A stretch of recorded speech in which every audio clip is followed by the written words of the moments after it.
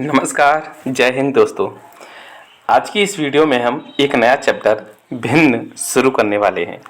अब तक मैंने आपको 2 चैप्टर कंप्लीट करा दिए हैं, जिसमें मैंने आपको इकाई अंक निकालना सिखा दिया है और आपको शेषफल प्रमेय के बारे में बता दिया है। शेषफल से रिलेटेड जितने भी क्वेश्चन पूछे जा सकते हैं एग्जाम में, वो आपको मैंने सिखा दिए हैं। और इस चैप्टर में आज हम भिन्न वाला चैप्टर कंप्लीट कर ही देंगे। बहुत बड़ा चैप्टर नहीं है, यहाँ से अक्सर एग्जाम में एक क्वेश्चन पूछ लिया जाता है जो इस तरह का होता है, जिसको आज मैं इस वीडियो में पढ़ाने वाला हूँ। अगर आप इस वीडियो को देख लेते हैं तो भिन्न से रिलेटेड कोई भी क्वेश्चन कंपटीशन में आता है वो आपका गलत नहीं होने वाला है। तो बिना देरी के शुरू करते हैं। अगर आप चैनल पर नए हैं यानी पहली बार विजिट कर रहे हैं तो चैनल को सब्सक्राइब कर लें और वीडियो को लाइक कर दें। देखिए, भिन्न होता क्या है? बटे में संख्या जो लिखी होती है उनको भिन्न कहते हैं। जैसे यहाँ पर जो बटे में संख्या लिखी हुई है, ये क्या है? ये भिन्न है। भिन्न में ऊपर की संख्या को हम बोलते हैं क्या? अंश। और नीचे की संख्या को क्या बोलते हैं? हर। भिन्न में हमेशा अंश क्या होता है? छोटा होता है, और हर क्या होता है? हमेशा बड़ा होता है। ये छोटी छोटी बातें हैं, वो मैं आपको बताऊंगा जरूर, क्योंकि ये बेसिक मैथ जो मैं आपको करा रहा हूँ इसका तीसरा चैप्टर है, इसलिए। अब बात समझना, क्वेश्चन पूछा जाता है, ऐसे आपको लगातार कुछ भिन्न दे दी जाएंगी और आपसे पूछा जाएगा कि बताइए इसमें कौन सी भिन्न छोटी है, कौन सी भिन्न बड़ी है। इस भिन्न में कई तरह के क्वेश्चन आपको देखने को मिलेंगे। 9 या 10 प्रकार के क्वेश्चन हैं। हम उन सभी प्रकार के क्वेश्चन को यहाँ पर देखने वाले हैं। तो चलिए पहला टाइप देखो, यहाँ पर देखते हैं। इसमें देखिए, पहचानेंगे कैसे इस टाइप को कि इसमें जो भी पूछा गया है क्वेश्चन, यानी सबसे बड़ी भिन्न या सबसे छोटी भिन्न इसमें से हम कैसे निकाल पाएंगे। इसको निकालने के लिए पहले हमें क्वेश्चन को समझना होगा कि क्वेश्चन में क्या पैटर्न लगा है, तब हम इस तरीके को फॉलो करेंगे। क्योंकि देखिए, तरीके हमारे पास 10 हैं। 10 या 11 या 12 तरीके हो सकते हैं एक भिन्न में, एक सवाल में छोटी या भिन्न का पता करना। अब उस भिन्न को पता करने के लिए पहले हमें क्वेश्चन का पैटर्न समझना पड़ेगा। देखिए, यहाँ पर बोला गया है जब अंश और हर का डिफरेंस क्या हो? समान हो। अंश और हर का डिफरेंस से मतलब यहाँ पर यह है कि 7 और 2 का डिफरेंस कितना है? 5। 11 और 16 में कितने का डिफरेंस है? 5। 9 और 4 में कितने का डिफरेंस है? 5। आप यहाँ पर देख रहे होंगे अंश में और हर में समान डिफरेंस है, और वो डिफरेंस कितने का है? 5 का। ऐसा सवाल आ जाए जब अंश और हर में समान डिफरेंस आ रहा हो, समान अंतर आ रहा हो, तब हम सबसे बड़ा जो अंश होता है वो सबसे बड़ी भिन्न होती है, और सबसे छोटा जो अंश होता है वो सबसे छोटी भिन्न होती है।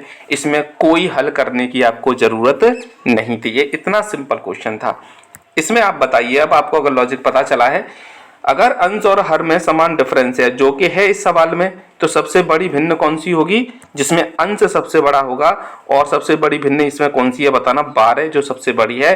और सबसे छोटी भिन्न कौन सी है? 2, जो यहाँ पर देखे ध्यान से सबसे छोटी है। इसमें कुछ दिमाग लगाने की आपको जरूरत नहीं पड़ेगी, बहुत सिंपल क्वेश्चन है। आगे बढ़ते हैं, सेकंड टाइप की ओर आते हैं, और इसमें देखिए क्या लॉजिक लगेगा। अगर मान के चलिए अंश और हर में समान डिफरेंस न आ रहा हो, तब क्या लॉजिक लगाकर देखेंगे। तब हम ये लॉजिक लगाएंगे कि जो अंश में जो सीरीज चल रही है और हर में जो सीरीज चल रही है, क्या उनमें समान डिफरेंस तो नहीं है। यहाँ पर आप ध्यान से देखिए, अंश और अंश में डिफरेंस देखो 3 का है। यहाँ पे भी देखो 7 और 4 में डिफरेंस कितने का है? 3 का। इसमें भी आप देखेंगे तो डिफरेंस कितने का है? 1 और 1 का। अगर ऐसा सवाल आ जाए जिसमें अंशों और हरों में डिफरेंस समान आ रहा हो, यानी कि अंश में और हर में डिफरेंस जो है समान आ रहा हो, तब भी जो सबसे बड़ा संख्या होगी, जो सबसे बड़ी संख्या होगी, वही मेरी सबसे बड़ी भिन्न होगी। यानी सबसे बड़ी संख्या यहाँ पर 7/10 है, जो भिन्न भी में भी सबसे बड़ी मानी जाएगी। तो दोनों सवाल में कुछ ज़्यादा डिफरेंस नहीं था। जो सबसे ऊपर वाला जो अंश है वो बड़ा होगा, वही मेरी भिन्न सबसे बड़ी होगी, चाहे वो पहले प्रकार में चाहे वो दूसरे प्रकार में। कोई बड़ी बात नहीं, ठीक है कि नहीं। अब आगे बढ़ते हैं। आप चाहें तो साथ के साथ नोट्स बना सकते हैं, वीडियो को रोक कर इसे नोट कर सकते हैं, आपके काम आएगी। एक बार नोट्स बना लेंगे, जिंदगी भर के लिए आपका जो मैथ की दिक्कत थी वो खत्म हो जाएगी। ये नोट्स बनाए हुए हैं, इसलिए मैं कह रहा हूँ आप भी नोट कर ही ले। अगर ऐसा भी नहीं होता है, मान के चलो अंश और हर का अंतर समान नहीं आता है, और सब में और इन अंशों में भी और इन हर में भी डिफरेंस समान नहीं आता है, तब कौन सा लॉजिक लगेगा। तब हम क्या करेंगे ऐसे सवालों में हम क्या करेंगे, अंश जो होते हैं ऊपर वाली संख्याएं उन सभी में पहले 10 का गुणा कर देंगे। इन सभी संख्याओं में जब हम ऊपर, सिर्फ ऊपर 10 का गुणा करना है, जब हम सब में 10 का गुणा कर देंगे तो आप देखेंगे कि सब में एक एक जीरो बढ़ जाएगा जो 10 का गुणा करने से बढ़ेगा। फिर हम इस 7 का भाग इस ऊपर वाली यानी 11 का भाग इन ऊपर वाली संख्या में देंगे। ठीक है, सबका भाग देने पर जैसे कि यहाँ पर आपको 7 का भाग 30 में देंगे तो आंसर मिलेगा 4.2, 11 का भाग 50 में देने पर आंसर मिलेगा 4.5, 13 का भाग 100 में देने पर आंसर मिलेगा 7 और 12 का भाग 70 में देंगे लगभग आंसर कितना मिलेगा 5 और 11 का भाग 40 में देंगे लगभग आंसर कितना मिलेगा 3। आप चाहें तो इसे पॉइंट में भी निकाल सकते हैं। अब यहाँ से आप क्लियर पता कर सकते हैं कि कौन सी संख्या बड़ी है कौन सी छोटी। अगर मुझे इसे क्रम में भी लगाना हो तो सबसे बड़ी जो संख्या होगी वो आएगी यहाँ पर 7 और 7 मेरी किससे बनकर आई है, 10/13 से मिलकर आई है। तो आप इसको आंसर नहीं देना है क्योंकि मैंने भिन्न इसमें से पूछी है छोटी बड़ी कौन सी है और ये 7 जो है वो किस भिन्न से निकल कर आई है, इस भिन्न से निकल कर आई है 10/13 से। तो सबसे बड़ी जो भिन्न होगी वो कौन सी होगी, 10/13। और यहाँ पर देखिए आप सबसे छोटी संख्या यहाँ पर 3 है जो किस भिन्न से निकल कर आई है, 4/11। तो 4/11 जो है मेरी सबसे छोटी भिन्न होगी। इस तरीके से आप सभी भिन्नों को यहाँ पर क्रम में लगा सकते हैं और आप आरोही क्रम यानी असेंडिंग ऑर्डर या डिसेंडिंग ऑर्डर यानी घटते क्रम में बता सकते हैं। ठीक है, ये हो गया मेरा तीसरा टाइप। नेक्स्ट टाइप की ओर आते हैं, टाइप नंबर 4। ये कॉमन टाइप है, ये हर किसी सवाल में लगेगा। टाइप जो 4 है, अगर आपको कुछ भी समझ में नहीं आ रहा है तो आप टाइप 4 को लगा सकते हैं किसी भी सवाल में।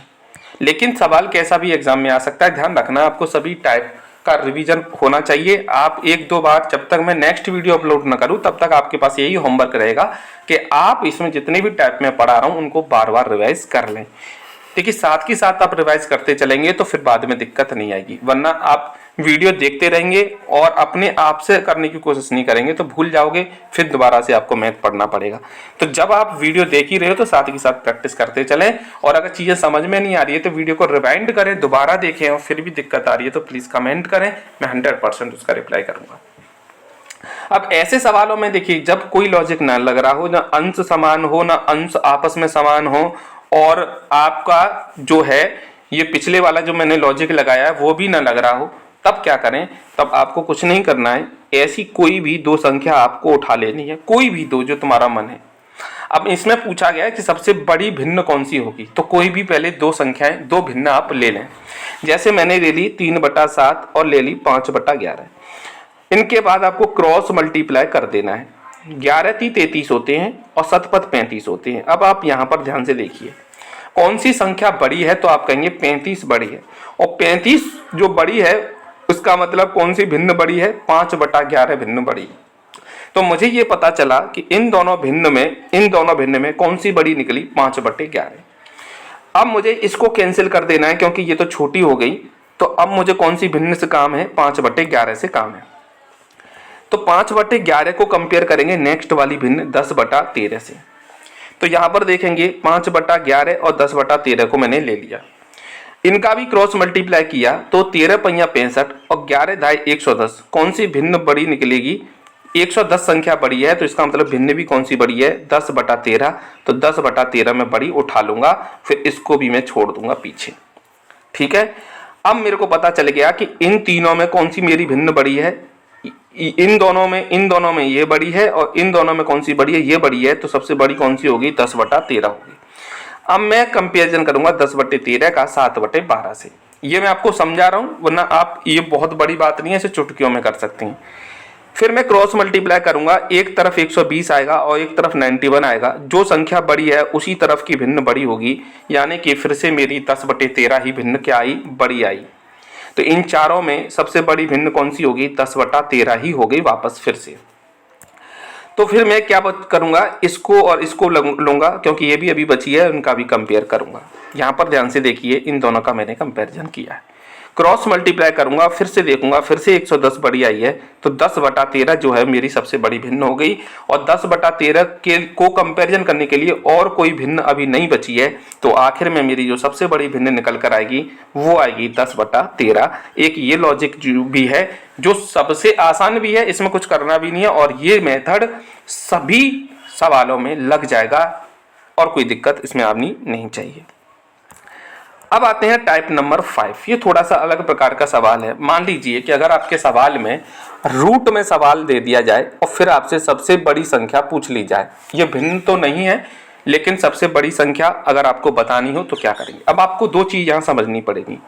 देखिए यहाँ पर जो संख्या लिखी है वो लिखी है 2√6। ध्यान से समझना जरा, ठीक है। इसका मतलब होता है कि 2 का गुणा हो रहा है √6 से, या गुणा का चिन्ह लग नहीं रहा है लेकिन ध्यान रखना कि होता है, जो हम लगाते नहीं है, ठीक है। इसका मतलब ये हुआ कि ये घर, इसको रूट को मैं एक घर बोलता हूं। क्या बोलता हूं? एक घर है ये। और घर के अंदर कोई भी संख्या होती है वो तब तक घर से बाहर नहीं आ सकती जब तक कि कोई ये परफेक्ट स्क्वायर ना हो किसी संख्या का। एक उदाहरण लेते हैं, जैसे मैंने बोला √36। अब 36 जो है वो 6 का स्क्वायर होता है, 6 का वर्ग होता है, तो 6 का ये वर्ग होता है, इसीलिए √6 घर से बाहर आ सकता है, पर बन के आएगा कितना? 6, ठीक है। क्योंकि √6 किसी का वर्ग नहीं होता है तो इसे आप घर से बाहर भी नहीं निकाल सकते। बात समझ में आई? ये ऐसा कैसे ही रहेगा। अब मैं कह रहा हूं सर ये बताइए, हमारी ये समझ में नहीं आता है कि अगर इनके बीच में गुणा का चिन्ह लग रहा है तो इनका हम गुणा कर क्यों नहीं सकते हैं। तो ध्यान रखना, अंडर रूट की संख्या का बाहर वाली संख्या से कभी गुणा नहीं हो सकता है, क्योंकि इसके पास रूट है, इसके पास रूट नहीं है। अब ये कंडीशन देखना है, यहाँ पर 2√6 लिखा, मैंने गुणा का चिन्ह लगाया और मैं लिखा 3√5। सर बताइए किसका गुणा हो सकता है और किसका गुणा नहीं हो सकता। तो मैं आपसे बोलूंगा कि रूट वाली संख्या का रूट वाली संख्या से गुणा हो सकता है और बाहर वाली का बाहर वाली से गुणा हो सकता है। तो ये जो सॉल्व हो के मेरे सामने संख्या आएगी वो आएगी 3 का गुणा जब 2 से करूंगा तो ये हो जाएगा 6, और 6 का गुणा जब 5 से करूंगा तो ये हो जाएगा 30। बट अभी रूट हटा नहीं है, ध्यान रखना। रूट तो तभी हटेगा जब ये संख्या किसी की परफेक्ट स्क्वायर होगी तब। तो आंसर आएगा 6√30। यहाँ तक कोई दिक्कत नहीं आनी चाहिए। मुझे उम्मीद है आपको गुणा करना आ गया होगा रूट का, ठीक है। अब करना क्या होता है, देखिए मैं ये समझा रहा था कि ये जो संख्या बाहर लिखी हुई है ना, एक संख्या है, इसको रूट से गुणा इसलिए नहीं कर सकते क्योंकि एक रूट वाली है एक बिना रूट वाली है, इनका आपस में कभी गुणा नहीं हो सकता। ये ऐसी की ऐसी लिखी जाएंगी, ठीक है। इतनी बात समझ में आई। लेकिन कभी कभी आपको मिलती जुलती एक संख्या मिलेगी ऐसी। इस संख्या में और इस संख्या में बहुत बड़ा डिफरेंस है, ध्यान से देखो। यहां पर ये 2 जो है वो संख्या है और यहां पर 2 जो है वो संख्या नहीं है, ठीक है। ये पावर है, इसको बोलते हैं घात। अब घात को हम कई तरीके से लिख सकते हैं। 6 की पावर मैं 1/2 लिखूं, या मैं 6 को ऐसे करके 2 लिखूं, बात बराबर होती है। यानी ये दोनों कैसे हैं? बराबर हैं। आप कहेंगे कैसे बराबर हैं? देखिए, जब मैं इस रूट को अगर अपनी मर्जी से हटाना चाहूं, आप तो कह रहे थे कि सर रूट को हटा नहीं सकते, बिल्कुल सही बात है, रूट को नहीं हटा सकते हैं। पर अगर हम हटाना भी चाहें अपनी मर्जी से, जबरदस्ती करें, तो रूट तो हट जाएगा लेकिन उस पर फिर पावर आ जाएगी कोई। वो पावर कौन सी होगी वो समझना। जैसे मान के चलो ये √6 था और यहाँ पे मैंने लिखा √6 है, हटा लेते हैं इसे को यहाँ से। यहाँ पर कोई संख्या ना हो फिर क्या करें, पहले यहाँ से समझते हैं। मान के चलो यहाँ कोई संख्या नहीं हो तो यहाँ अपनी मर्जी से कितनी मान के चलनी होती है? 2 मान के चलनी होती है हमेशा, ठीक है। वो 2 को लिखते नहीं है इसलिए आपको दिखेगी नहीं 2, वरना 2 होती है हमेशा यहाँ पर, ठीक है। अच्छा, अगर ये 2 है और मैं यहाँ से रूट हटाना चाहता हूँ, इस रूट को हटाना चाहता हूँ, फिर क्या होगा? तो हटा लो अपनी मर्जी से, तुम रूट को 6 पे से रूट हटा दो, लेकिन फिर ये 2 पता है कहाँ पहुंच जाएगा? ये 2 की पावर में पहुंच जाता है हमेशा। तो इसका मतलब रूट बदलकर पावर बन जाता है, 1/2 बन जाएगा। अब आपके मन में क्वेश्चन ये आ रहा होगा कि सर ये मान लीजिए कि यहाँ पर 2 ना होता 3 होता, फिर क्या करते आप? यहाँ पर होता 3 तो क्या करते आप? ठीक है, तो वही काम करते, कुछ नहीं करते। 3 अगर हम रूट को हटाते यहाँ से तो हट जाता रूट, बशर्ते ये 3 कहाँ पहुंच जाता? बटे में पहुंच जाता। और अगर हम इससे वापस रूट बनाना चाहें संख्या को तो क्या करेंगे? तो आप 1/3 को हटा दो और ये जो 6 पे रूट लग जाएगा, 3 वापस यहाँ आ जाएगा, ठीक है, बात समझ में आई। और 4 होता तो यहाँ पर 4 आ जाता, यहाँ 5 होता तो फिर यहाँ पे 5 आ जाता, यहाँ 1 लाख होता तो यहाँ पर 1 लाख आ जाता। कोई दिक्कत? यहाँ तक तो कोई दिक्कत नहीं। पर मैं अभी आपको वो चीजें बाद में बताऊंगा, पहले यहाँ समझना। यहाँ पर ये जो है ये संख्या है, पावर नहीं है, ध्यान रखना। संख्या पावर में डिफरेंस होता है, ठीक है। अब करेंगे, अब ऐसा सवाल आ जाए तो आप सबसे बड़ी संख्या कैसे प्राप्त करेंगे, वो बात समझने वाली है। ऐसे सवालों में हम सबसे पहले रूट को हटाते हैं, और आपको पता है कि रूट हट नहीं सकता है, तो रूट को हटाने का बस एक नियम है, ध्यान रखना। या तो आप इस रूट को हटाओगे तो पावर लगानी पड़ेगी ऊपर, ठीक है कि नहीं, पावर लगानी पड़ेगी यहाँ ऊपर, पावर लगानी पड़ेगी यहाँ ऊपर, रूट को हटाओगे तो। लेकिन अब जैसे एक काम और कर सकते हैं, अगर बताइए रूट 6 है यहाँ पर, ये रूट 6 है, ये मुझे रूट हटाना है, तो क्यों ना इसका रूट 6 में ही क्या कर दें, मल्टीप्लाई कर दें। तो मैंने बोला था कि रूट की संख्याओं का रूट की संख्या से गुणा हो जाता है, तो संख्या कितनी हो जाएगी, 6 गुणा 6 कितनी हो जाएगी, 36 हो जाएगी। और 36 किसका वर्ग होती है, 6 का, तो ये रूट जो अंडर रूट में जो 636 है, ये 6 बन के बाहर भी आ जाएगा। तो हट गया कि नहीं हट गया रूट। रूट हटाने का एक सबसे अच्छा नियम ये होता है कि उसी संख्या का रूट में क्या कर दो, मल्टीप्लाई कर दे, वो स्क्वायर बन जाएगी और बाहर आ जाएगी। इतनी बात समझ में आई। तो इसका ऐसे सवालों में रूट हटाने के लिए हमें क्या करना पड़ता है, स्क्वायर करना पड़ता है, और स्क्वायर हम सब में लगाएं तो कोई दिक्कत नहीं आती है। मैथ में कहता है बैलेंस बना के चलो सबके एक साथ, तो आप कर सकते हो। स्क्वायर का मतलब होता है उसी संख्या का उसी संख्या में मल्टीप्लाई करना। जैसे इसको मैं एक सॉल्व करके बता देता हूं। जैसे 2 अंडर रूट 6 था, अब क्योंकि स्क्वायर लगा दिया है तो इसका मल्टीप्लाई 2 अंडर रूट 6 में फिर से होगा, 2 बार होगा, 2 बार गुणा होगा क्योंकि रूट 6 है। अब बताइए क्या होगा, 2 दूनी कितने हो जाएंगे, ये 4, और 6 गुणा 6 कितने हो जाएंगे बताओ, 36। पर इस पर रूट लगेगा 36 पे, और 36 क्या बन के बाहर आ जाएगा बताना, 36 जो है वो 6 बन के बाहर आ जाएगा, और 6 गुणा 4 कितना हो जाएगा बताना, 24 हो जाएगा।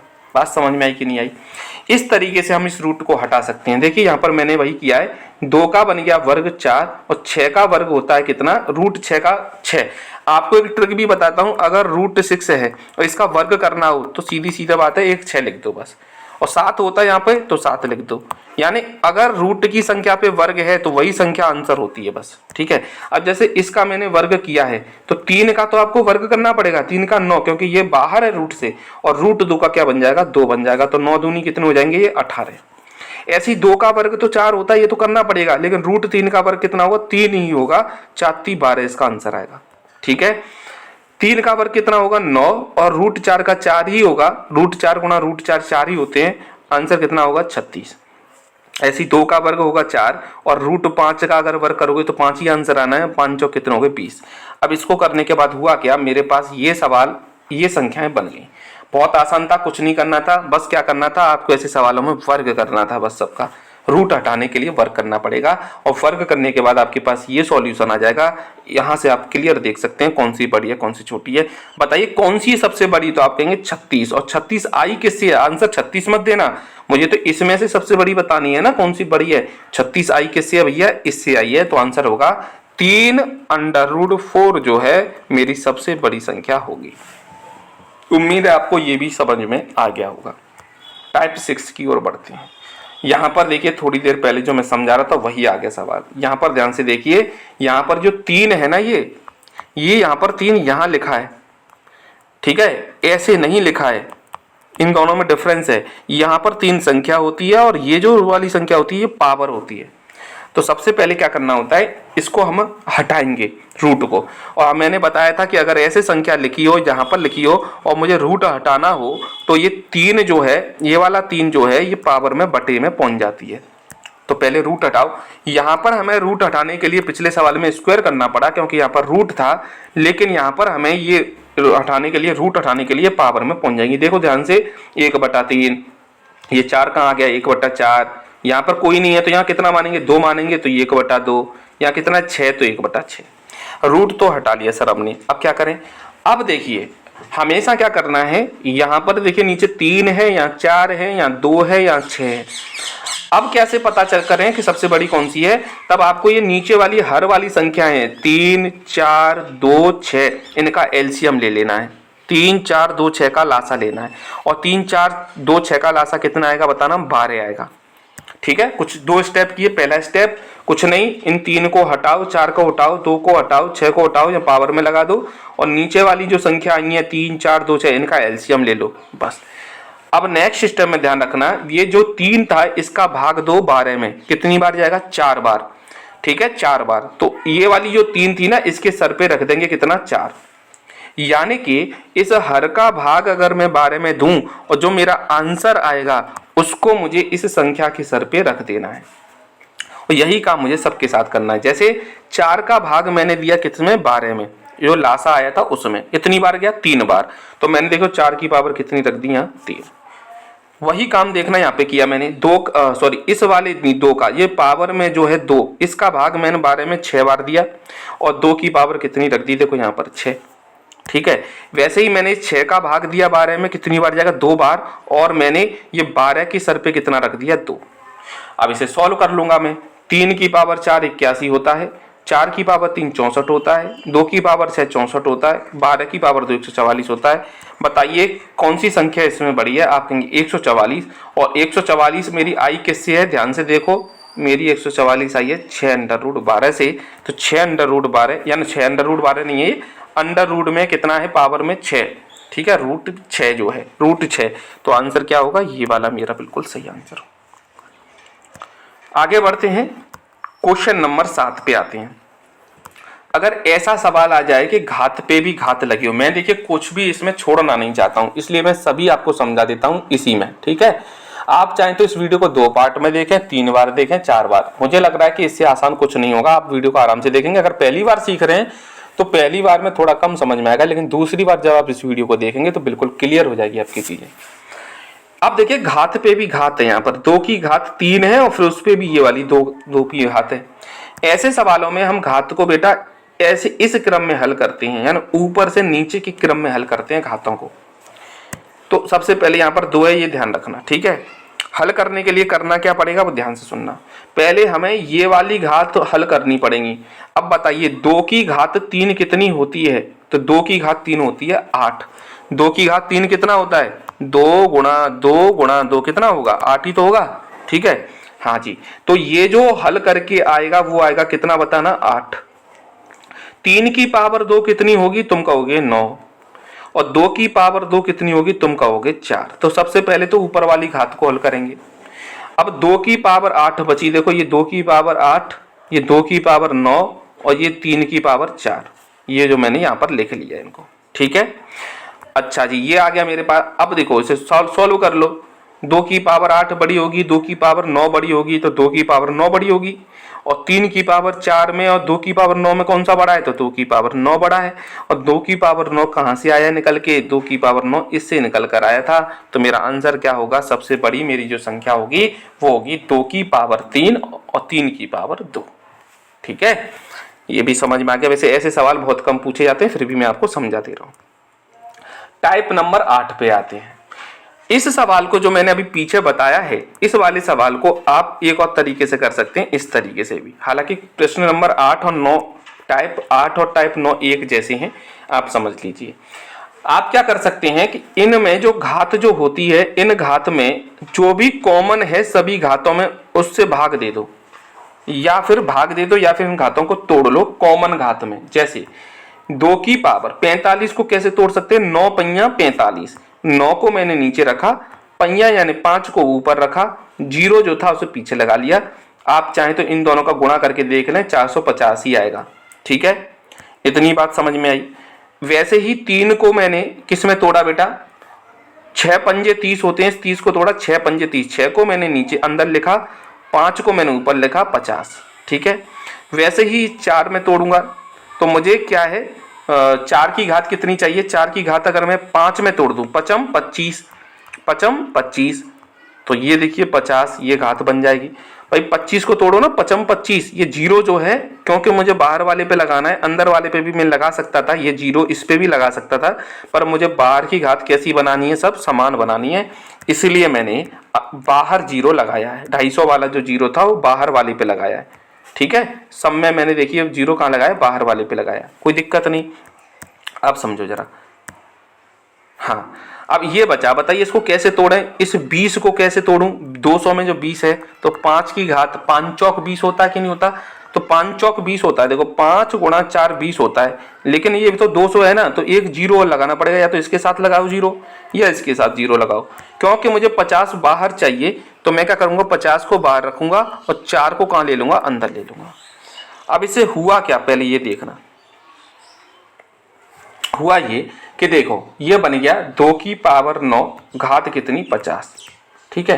3 की पावर 6 घात कितनी 50, 4 की पावर 5 घात कितनी 50। अब सबकी घात यहाँ पे समान हो गई है, ठीक है, बाहर वाली घात समान। तो 2 की पावर 9 कितना होता है, सॉल्व करके बताना जरा। तो 2 की पावर 9 होता है तुम्हारा 512, और 3 की पावर 6 होता है 729, और 4 की पावर 5 होता है 1024, और 5 की पावर 4 होता है 625।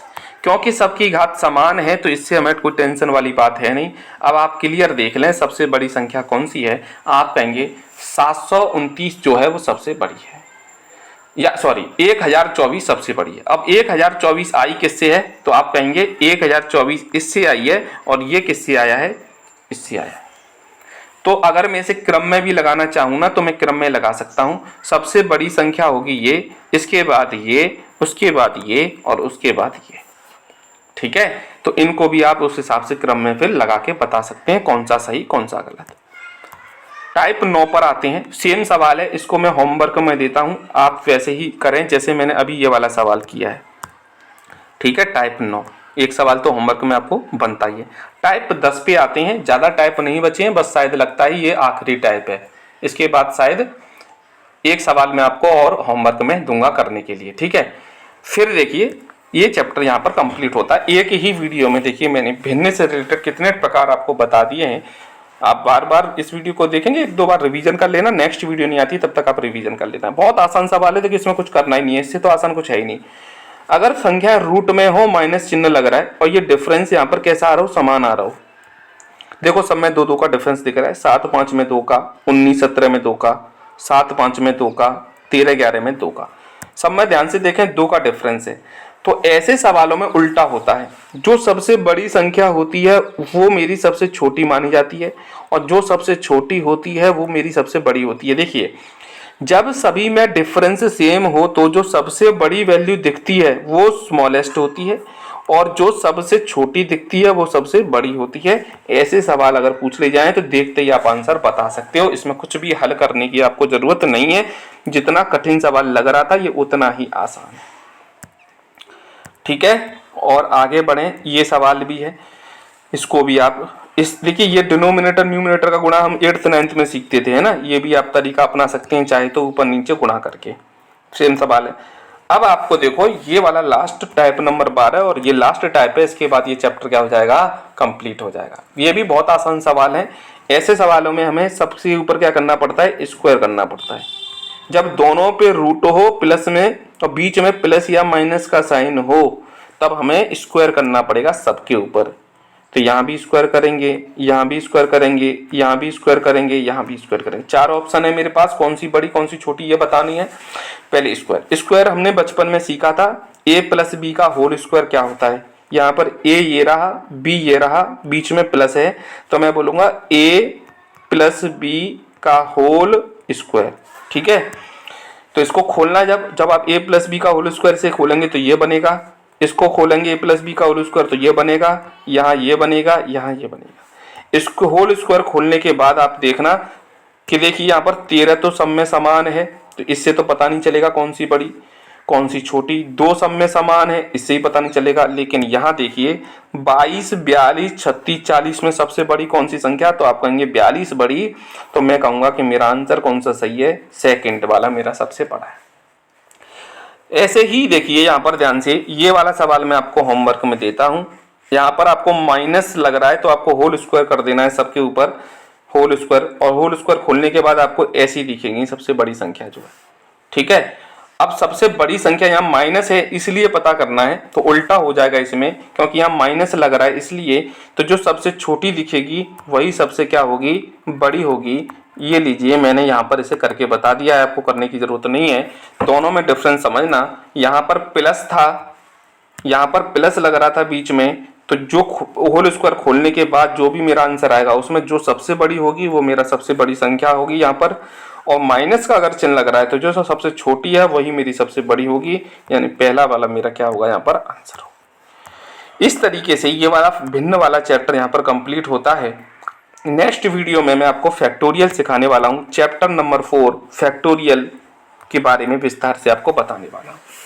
अगर आपको मेरी वीडियो पसंद आ रही है, अगर आपको मैथ समझ में आ रहा है, और अभी तो देखिए क्या है ना, ये बेसिक है तो थोड़ी बोरियत महसूस ज़रूर होगी, मैं भी मानता हूँ कि बेसिक सीखने में थोड़ी बोरियत होती है, लेकिन जो मज़ेदार चैप्टर आपके शुरू होंगे ना, जैसे समय और कार्य, प्रतिशत, लाभ हानि, मैं बता रहा हूँ आपको, मैं इतने अच्छे एग्जाम्पल दे दे के आपको चीज़ें सिखाने वाला हूँ, बहुत आनंद आने वाला है। पर क्या करें, क्योंकि मजबूरी है, मजबूरी तो क्या कहेंगे, बेसिक भी बहुत ज़रूरी होता है, तो ये बेसिक कुछ दिन चलेगा।